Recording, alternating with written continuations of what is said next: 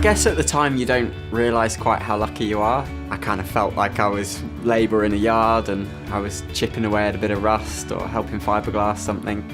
When I've moved away, I've realised how lucky I was to grow up here by the sea and how much I miss the sea when I'm somewhere landlocked. I would get in the water here and I'd go, well, I can swim across to the other side. I think when people say about getting used to swimming in open water, for me it was just from a very young age playing about here.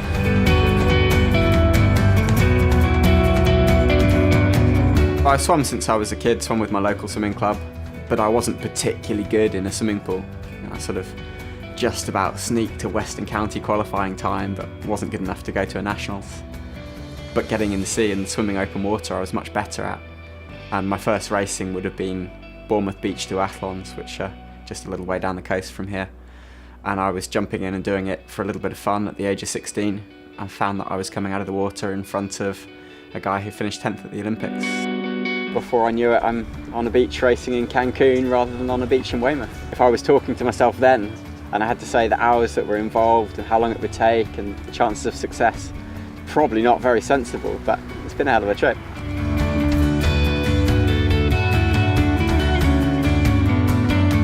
I was doing the short course racing and I'd been to a World Championships at the age of 18 and I'd been at the front of the swim and then got hideously dropped for the rest of the race.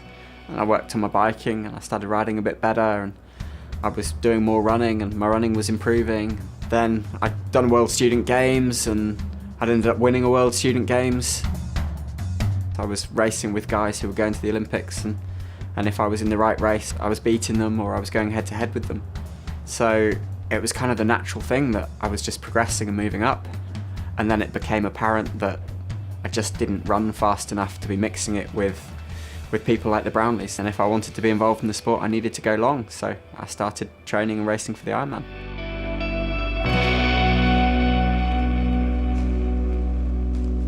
It's a long way, an Ironman, and the hours of training that you're going to have to do and the sacrifices that you make to do that training are really significant.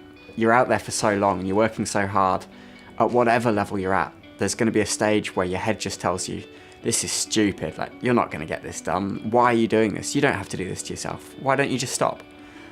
And I suppose it's knowing that those things are going to come and having a positive self-talk that you can deal with it, that you can say, no, I knew this was going to happen. You are in good shape.